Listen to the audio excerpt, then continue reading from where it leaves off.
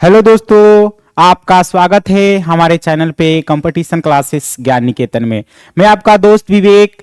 आज हम लोग बहुत ही शानदार सेशन का शुरुआत करने वाले हैं आप लोग के बीच में, जो आपके 50 मोस्ट इंपॉर्टेंट एमसीक्यूज का डिस्कस करने वाले हैं, जो आपके आगामी एग्जाम के लिए बहुत ज्यादा उपयोग होगा। ठीक है, बाकी आप किसी भी तैयारी कर रहे हैं किसी भी एग्जाम का, जिसमें आपके लिए ये बहुत ज्यादा उपयोग होगा। ठीक है, बाकी हम लोग देखते हैं आज का सेशन में हम लोग क्या अच्छा कर सकते हैं आप लोग के बीच में। ठीक है, चलिए बाकी शुरुआत करें और देखिएगा क्वेश्चन कितना। चलिए नेक्स्ट क्वेश्चन देखिए। पहला क्वेश्चन कितना अच्छा है। देखिए, कह रहा है कि इसके अध्यक्ष के सीवन अध्यक्ष थे, बताइए। देखिए, जो कि हम लोग का काफी इंपॉर्टेंट क्वेश्चन है। कह रहा है कि के सीवन अध्यक्ष थे, तो के सीवन अध्यक्ष थे, किसके अध्यक्ष थे? डीआरडीओ के, इसरो के और सेबी के। बताइए, डीआरडीओ के, इसरो के, सेबी के और आपके आरबीआई के। तो आपके के सीवन अध्यक्ष किसके थे? तो आपके right answer option number B हो जाएगा। क्या हो जाएगा? बी हो जाएगा। इसरो के अध्यक्ष थे। ठीक है, बात की जाए कि इसरो, तो इसरो का फुल फॉर्म क्या होता है? Indian Space Research Organisation. क्या होता है? ऑर्गेनाइजेशन। ठीक है, बात की जाए कि इसरो की स्थापना, तो बात किया जाए कि इसरो की स्थापना कब हुआ था? तो यह हुआ था 15 अगस्त 1969 को इसरो की स्थापना हुआ था। ठीक है, चलिए बात की जाए डीआरडीओ, तो डीआरडीओ की स्थापना कब हुआ था? 1958 ईस्वी में। कब हुआ था? 1958 ईस्वी में जो है इस डीआरडीओ का स्थापना हुआ था। ठीक है, चलिए बात की जाए सेबी, तो सेबी का स्थापना कब हुआ था? सेबी का स्थापना कब हुआ था? 12 अप्रैल 1988 ईस्वी में जो है सेबी का स्थापना हुआ था। ठीक है, चलिए नेक्स्ट क्वेश्चन नंबर सेकंड है, जो कि आपके काफी इंपॉर्टेंट क्वेश्चन है, ध्यान दीजिएगा। क्वेश्चन है आपका सेकंड। कह रहा है कि साइट्रिक अम्ल मुक्त अम्ल के रूप में होता है। बताइए, साइट्रिक अम्ल मुक्त अम्ल के रूप में होता है। बताइए कौन सा? इमली में, सिरके में, सेब में और नींबू में। तो देखिए, इसका करेक्ट आंसर होगा option number D. Option number D आपका करेक्ट होगा। नींबू में जो है साइट्रिक अम्ल पाया जाता है। ठीक है, चलिए बात की जाए इमली में, तो इमली में जो है आपका टारेट्रिक अम्ल पाया जाता है। टारेट्रिक अम्ल पाया जाता है। नींबू में कौन सा अम्ल पाया जाता है? टारेट्रिक अम्ल। सिरके में जो है ऑक्जेलिक अम्ल पाया जाता है। ऑक्जेलिक अम्ल। ठीक है, ऑक्जेलिक अम्ल पाया जाता है। ठीक है, ऑक्जेलिक अम्ल पाया जाता है। बात की जाए कि सेब में, तो सेब में जो है मैलिक अम्ल पाया जाता है। मैलिक अम्ल। तो सेब में जो है मैलिक अम्ल पाया जाता है। बात की जाए कि नींबू में जो है साइट्रिक अम्ल पाया जाता है। ठीक है, चलिए क्वेश्चन नंबर नेक्स्ट। कह रहा है कि हमारे सौर मंडल में किस ग्रह के लाल रंग के रूप में जाना जाता है? हमारे सौर मंडल में किस ग्रह को जो है लाल ग्रह के रूप में जाना जाता है? बताइए, हमारे सौर मंडल में किस ग्रह के लाल रंग के रूप में जाना जाता है? बताइए, बृहस्पति को, शुक्र को, मंगल को और आपका बुध को। तो बृहस्पति को जो है पीला ग्रह के नाम से जाना जाता है। पीला ग्रह। ठीक है, पीला ग्रह के नाम से जाना जाता है। ठीक है, तो इसका करेक्ट आंसर होगा option number C. Option number C होगा आपका, ऑप्शन नंबर सी आपका करेक्ट होगा। मंगल ग्रह। मंगल ग्रह को जो है आपका लाल ग्रह के नाम से जाना जाता है। और मंगल ग्रह के 2 उपग्रह हैं। कितने हैं उपग्रह? जो मंगल ग्रह के उपग्रह हैं 2। ठीक है, फोबोस और डिबोस। ठीक है, फोबोस और डिबोस। ठीक है, डिबोस, ये 2 जो है मंगल ग्रह के उपग्रह हैं। फोबोस और डिबोस, ये जो है मंगल ग्रह के 2 उपग्रह हैं। ठीक है, चलिए नेक्स्ट देखा जाए। नेक्स्ट क्वेश्चन नंबर नेक्स्ट है। ये जो है बुध जो है आपका पहला ग्रह है, सौर मंडल का प्रथम ग्रह है। ठीक है, याद रखिएगा। चलिए क्वेश्चन नंबर आपका 4 कह रहा है कि निम्नलिखित में से भारी मशीनों के उपयोग में उपयोग के लिए स्नेहक कौन सा है? तो इनमें से जो है ऑप्शन बॉक्साइड, फास्फोरस, ग्रेफाइट और आपका सिलिकॉन जेल। तो देखिए सिलिकॉन तेल। तो आपका जो है भारी मशीनों में जो है स्नेहक के रूप में किस पदार्थ का उपयोग किया जाता है? ठीक है, तो इसका करेक्ट जवाब होगा आपका ग्रेफाइट। किस क्या होगा? ग्रेफाइट। स्नेहक के रूप में जो है भारी मशीनों में जो है स्नेहक के रूप में ग्रेफाइट का प्रयोग किया जाता है। ठीक है, बात की जाए कि ये जो ग्रेफाइट है ये आपका अधातु होते हुए भी ये विद्युत का सुचालक होता है। ठीक है, ये पेंसिल में ग्रेफाइट जो है अधिकतर पेंसिल में जो है पेंसिल में उपयोग होता है। ठीक है, उपयोग होता है। ठीक है, पेंसिल में उपयोग होता है। ठीक है, चलिए बात की जाए यहां पे बॉक्साइड। ये जो है एल्युमिनियम का अयस्क है। किसका है? एल्यूमिनियम। ठीक है, एल्यूमिनियम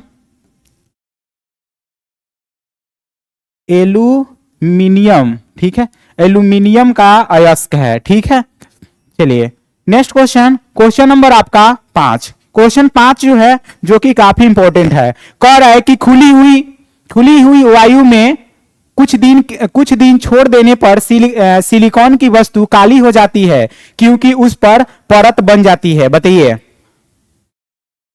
खुली हुई वायु में कुछ दिन छोड़ देने पर सिलिकॉन की वस्तु काली हो जाती है। सिल्वर की वस्तु जो है काली हो जाती है। बताइए, खुली वायु में कुछ दिन छोड़ देने पर सिल्वर की वस्तुएं काली हो जाती है क्योंकि उन पर किसकी परत जम जाती है? बताइए, सिल्वर क्लोराइड की, सिल्वर फास्फेट की, सिल्वर नाइट्रेट की और सिल्वर सल्फाइड की।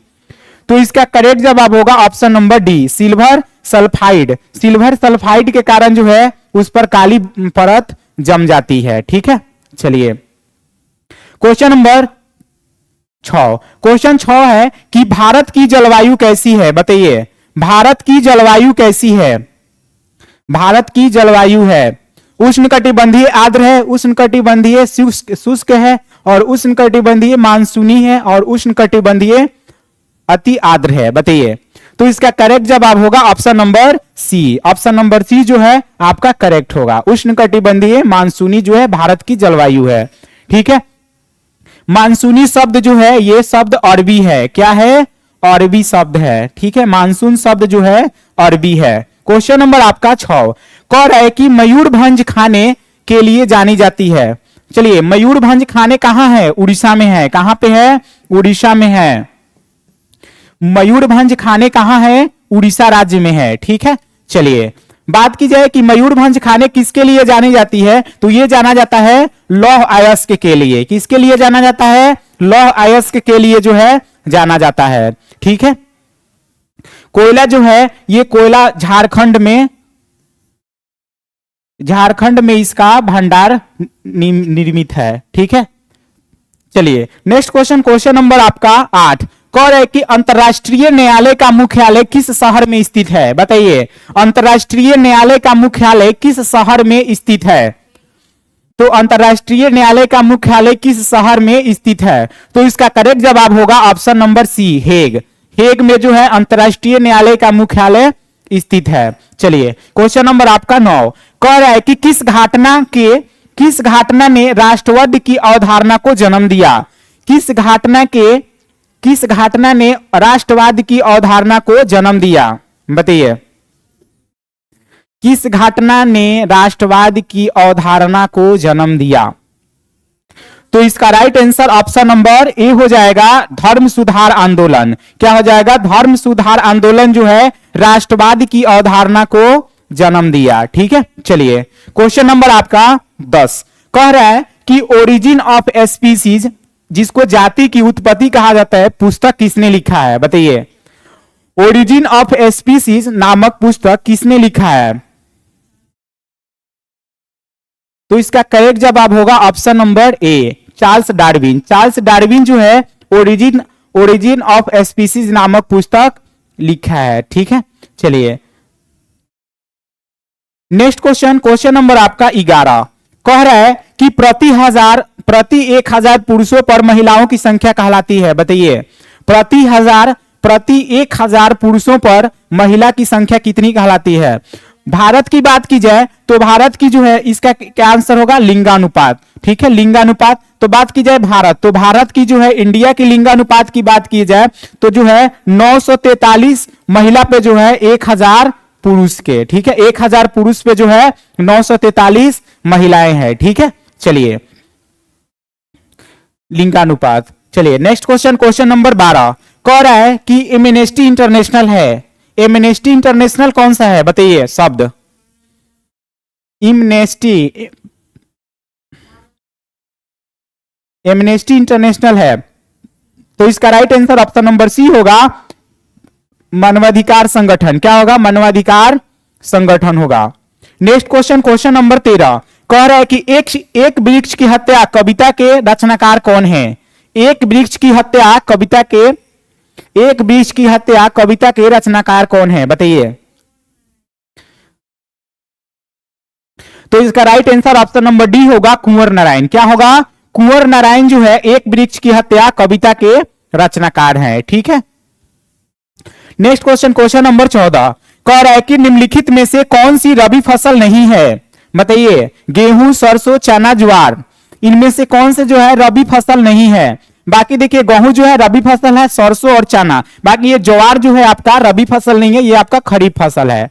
ठीक है, चलिए क्वेश्चन नंबर आपका 15 कह रहा है कि प्रतिध्वनि सुनाई देती है। बताइए, प्रतिध्वनि सुनाई देती है प्रकाश तरंग के परावर्तन के कारण, ध्वनि तरंग के परावर्तन के कारण, प्रकाश तरंग के अपवर्तन के कारण, रेडियो तरंगों के परावर्तन के कारण।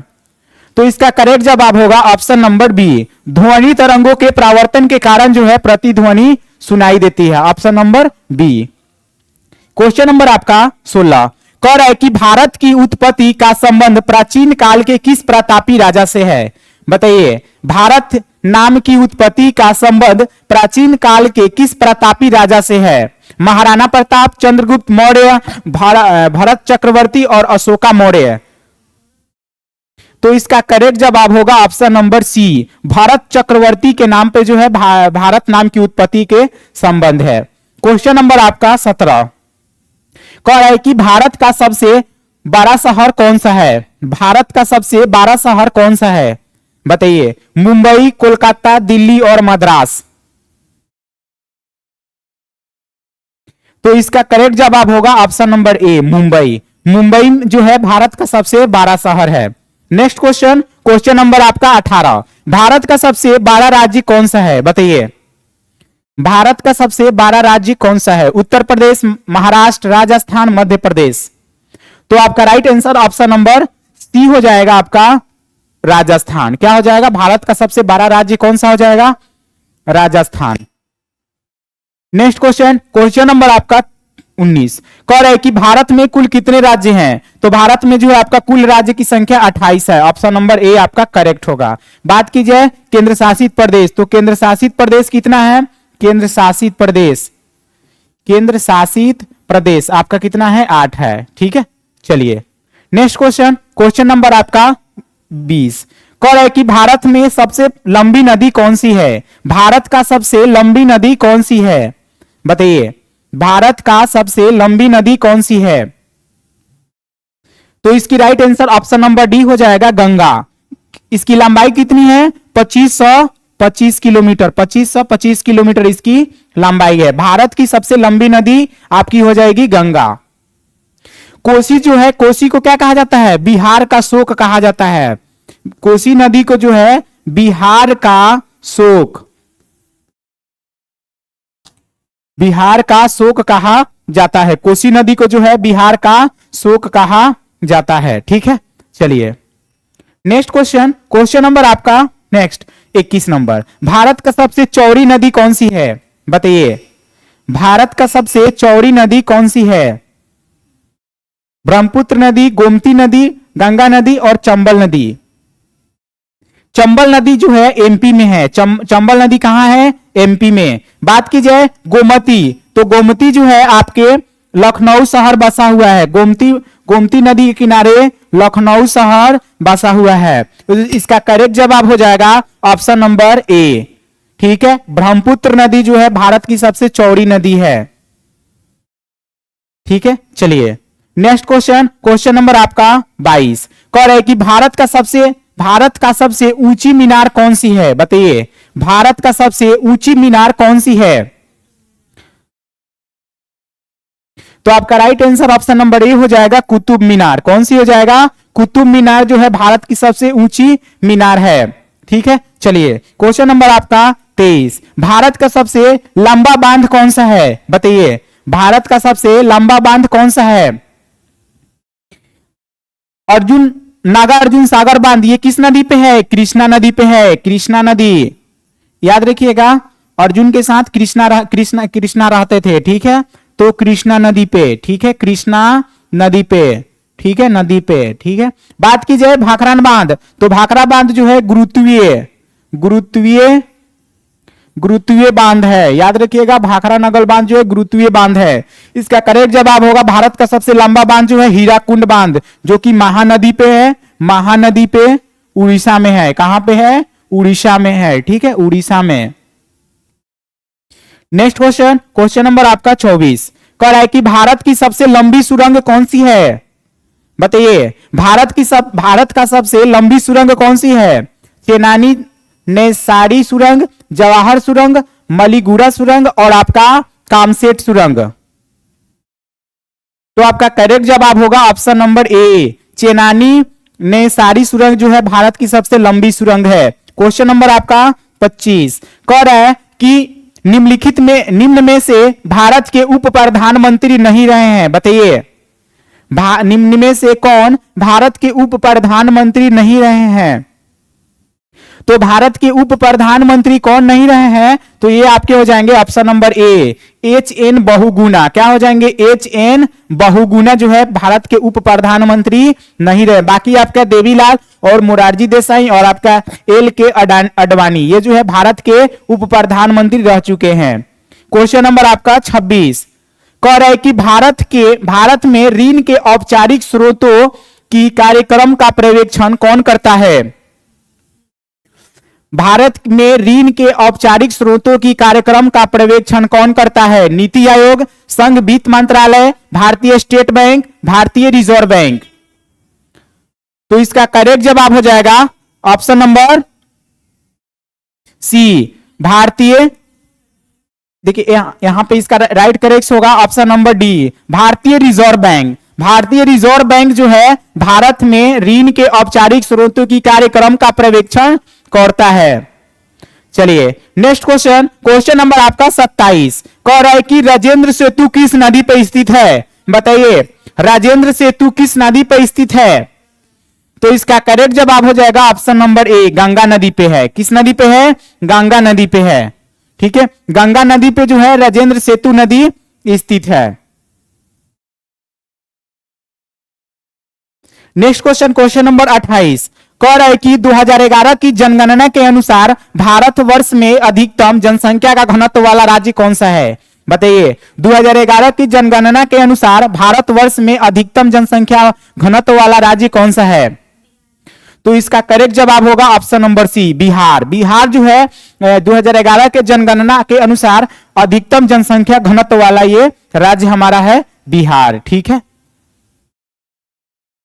चलिए नेक्स्ट क्वेश्चन, क्वेश्चन नंबर 29 कह रहा है कि केंद्रीय शिक्षा मंत्री ने 5 सितंबर 2020 को नामक एक निशुल्क मोबाइल ऐप लॉन्च किया है। केंद्रीय शिक्षा मंत्री ने 5 सितंबर 2020 को नाम के एक निशुल्क मोबाइल ऐप लॉन्च किया है। तो इसका right answer option number B हो जाएगा, इंग्लिश प्रो। क्या हो जाएगा? इंग्लिश प्रो जो है एक ऐप लॉन्च किया है। क्वेश्चन नंबर आपका 30 कह रहा है कि अल्फा कण के द्विसमावेशित आयन होते हैं। तो अल्फा कण के द्विआवेशित आयन कौन कौन से हैं? तो इसका right answer option number C हो जाएगा, हीलियम। क्या हो जाएगा? हीलियम जो है आपका अल्फा कण के द्विवेशित आयन होता है। इस पे जो है He plus plus double ion होता है। ठीक है, बात की जाए लिथियम तो ये सबसे हल्की धातु है। ठीक है, हल्की धातु है।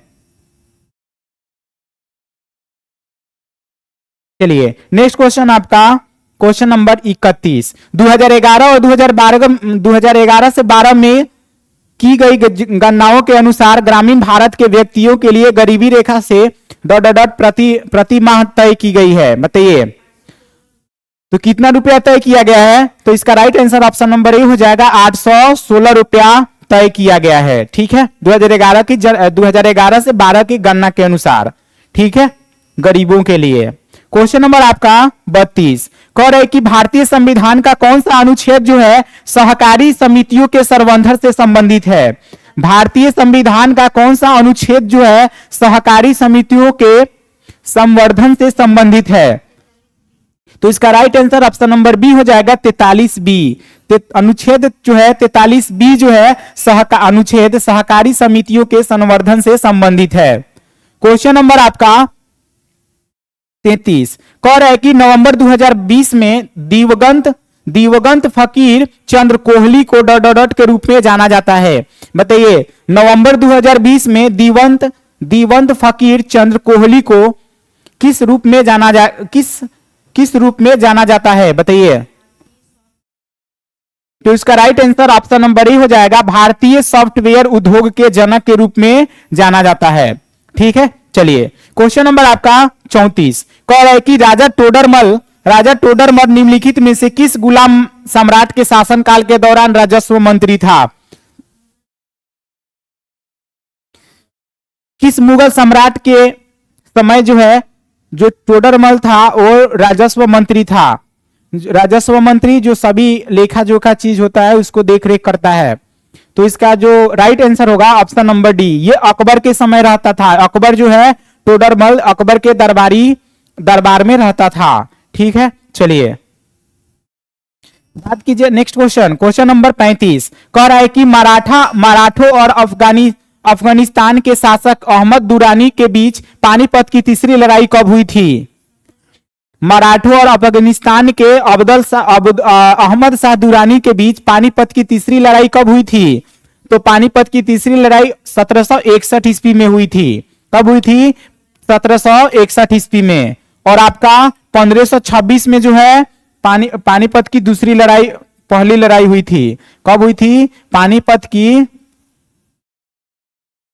पानीपत की पहली लड़ाई। ठीक है, पहली लड़ाई जो है पहली लड़ाई 1526 को हुई थी। ठीक है, और दूसरी लड़ाई जो है आपकी 1556 ईस्वी में। कब हुई थी? 1556 ईस्वी में। ठीक है, नेक्स्ट क्वेश्चन नंबर आपका 36 निम्नलिखित में से वह कौन सा साधारण उपकरण है जिसका उपयोग विद्युत परिपथ को वियोजित करने या इसे पूर्ण करने के लिए किया जाता है? बताइए निम्नलिखित में से वह कौन सा साधारण उपकरण है जिसका उपयोग विद्युत परिपथ को वियोजित करने या इसे पूर्ण रूप के लिए किया जाता है, पूर्ण करने के लिए किया जाता है? तो इसका करेक्ट जवाब होगा ऑप्शन नंबर ए, स्विच का। किसका? स्विच का उपयोग किया जाता है। नेक्स्ट क्वेश्चन नंबर आपका 37 कह रहा है कि निम्नलिखित में से किन देशों ने मालाबार नौसेना अभ्यास 2022 में भाग लिया है? बताइए निम्नलिखित में से किन देशों ने मालाबार नौसेना अभ्यास 2022 में भाग लिया है? तो इसका करेक्ट जवाब होगा ऑप्शन नंबर ए। कौन कौन से देश भाग लिए थे? तो भारत, ऑस्ट्रेलिया, जापान और अमेरिका। ठीक है, भारत, ऑस्ट्रेलिया, जापान और अमेरिका जो है मालाबार नौसेना अभ्यास 2020 में जो है भाग लिए थे। नेक्स्ट क्वेश्चन नंबर आपका 38 कह रहा है कि पानी के एक अणु में हाइड्रोजन और ऑक्सीजन के द्रव्यमानों का अनुपात कितना होता है? बताइए पानी के एक अणु में हाइड्रोजन और ऑक्सीजन के द्रव्यमानों का अनुपात कितना होता है?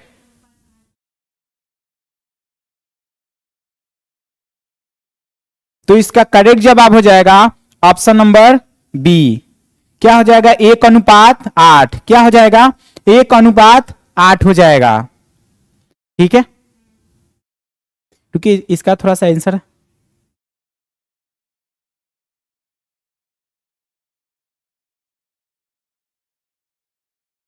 चलिए नेक्स्ट देखा जाए। नेक्स्ट क्वेश्चन, ये आपका 1:8 हो जाएगा, करेक्ट, सही है। चलिए नेक्स्ट क्वेश्चन, क्वेश्चन नंबर आपका 29 कह रहा है कि वीटी कल्चर के रूप में जाना जाता है। बताइए, वीटी कल्चर के रूप में जाना जाता है, तो वीटी कल्चर के रूप में जाना जाता है अंगूर की खेती। क्या होता है? अंगूर की खेती। अंगूर के वीटी कल्चर के रूप में अंगूर की खेती का अध्ययन किया जाता है। रेशम का क्या होता है? Sericulture. क्या होता है? Sericulture. ठीक है, सेरी कल्चर होता है। ठीक है, sericulture. Next question, question number आपका 40 निम्नलिखित में से कौन तीरंदाजी में भारत का प्रतिनिधित्व करती है? बताइए, इनमें से कौन सी जो है वो भारत में तीरंदाजी में जो है भारत की नेतृत्व करती है? तो इसका करेक्ट जवाब होगा option number D, Deepika Kumari जो है भारत की तीरंदाजी में जो है प्रतिनिधित्व करती है। क्वेश्चन नंबर 41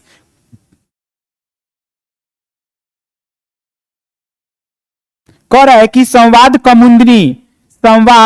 कौमुदी नामक अखबार की स्थापना किसने की है? बताइए, संवाद कौमुदी जो है नामक अखबार की स्थापना किसने की है? बताइए। तो इसका करेक्ट जवाब होगा ऑप्शन नंबर सी, राजा राम मोहन राय जो है संवाद कौमुदी नामक अखबार की स्थापना किए थे। ठीक है, चलिए, इन्हें जो है आधुनिक भारत का जनक भी कहा जाता है।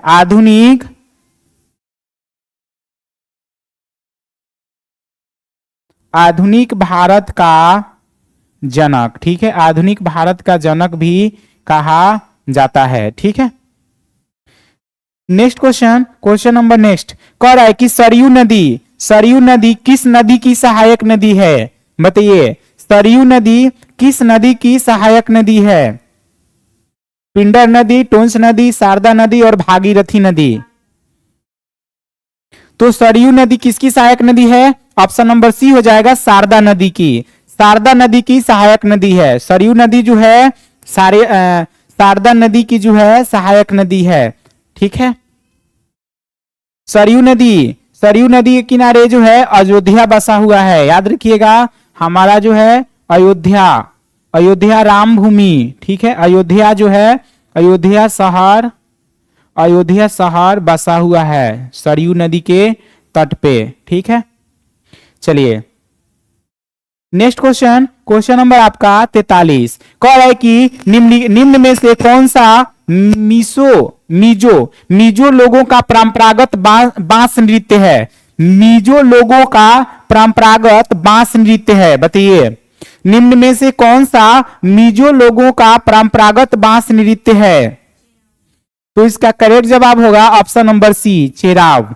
चेराव जो है मिजो लोगों का बांस का नृत्य है। ठीक है, चलिए क्वेश्चन नंबर 44 कह रहे कि निम्नलिखित में से कौन अपने यताती और तुगलक नामक नाटकों के लिए प्रसिद्ध है? निम्नलिखित में से कौन अपने यताती और तुगलक नामक नाटकों के लिए प्रसिद्ध है? तो इसका करेक्ट जवाब ऑप्शन नंबर ए होगा, विजू खोटे। ठीक है, चलिए क्वेश्चन नंबर आपका 45 तत्वेशा मलिक एक भारतीय किस खेल के खिलाड़ी हैं?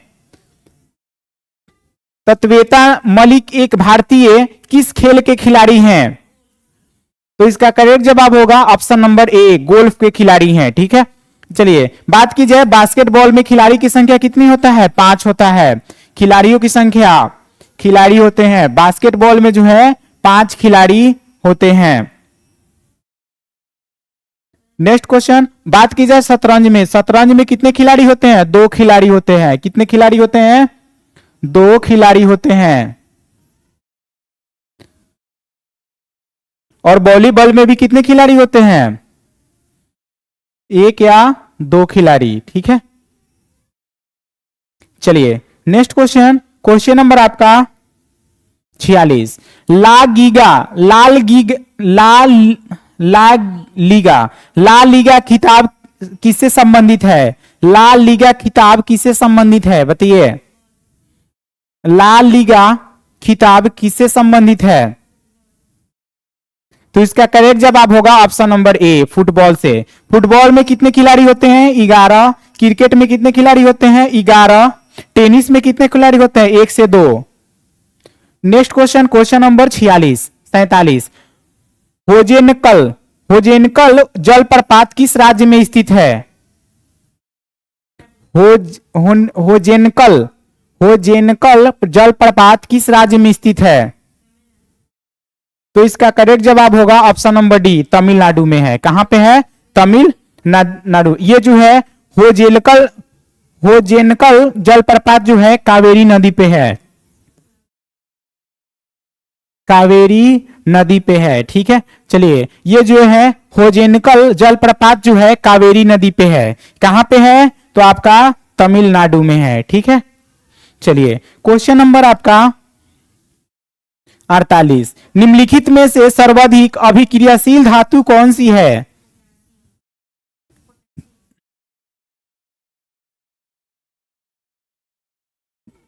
निम्नलिखित में से सर्वाधिक अभिक्रियाशील धातु कौन सी है?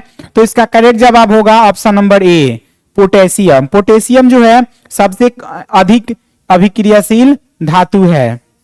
ठीक है, अब अगर बात की जाए कि सबसे कम अभिक्रियाशील धातु कौन सा है, तो सिल्वर और जो आयरन जो है सबसे कम अभिक्रियाशील धातु है। सबसे कम अभिक्रियाशील धातु है। ठीक है, सबसे कम अभिक्रियाशील धातु सिल्वर और आयरन है। ठीक है, चलिए, क्वेश्चन नंबर आपका 49। भारतीय जीवन बीमा निगम अधिनियम कब पारित किया गया था? भारतीय जीवन बीमा निगम अधिनियम कब पारित किया गया था? भारतीय जीवन बीमा निगम अधिनियम कब पारित किया गया था? इसका right answer option number D हो जाएगा। 1956 में जो है भारतीय जीवन बीमा निगम अधिनियम पारित किया गया था। क्वेश्चन नंबर आपका 50 और आज का लास्ट क्वेश्चन, किस राज्य में जो है भोरमदेव मंदिर स्थित है? बताइए। ठीक है, किस राज्य में जो है भोरमदेव मंदिर स्थित है? तो इसका करेक्ट जवाब होगा ऑप्शन नंबर बी, छत्तीसगढ़ में। किस राज्य में है? छत्तीसगढ़ में जो है भोरमदेव मंदिर स्थित है। ठीक है, चलिए, next question. Thanks for watching. तो आपको वीडियो कैसा लगा जरूर आप कमेंट कीजिए और अपने दोस्तों को शेयर कीजिएगा। ठीक है, चलिए, तो थैंक यू।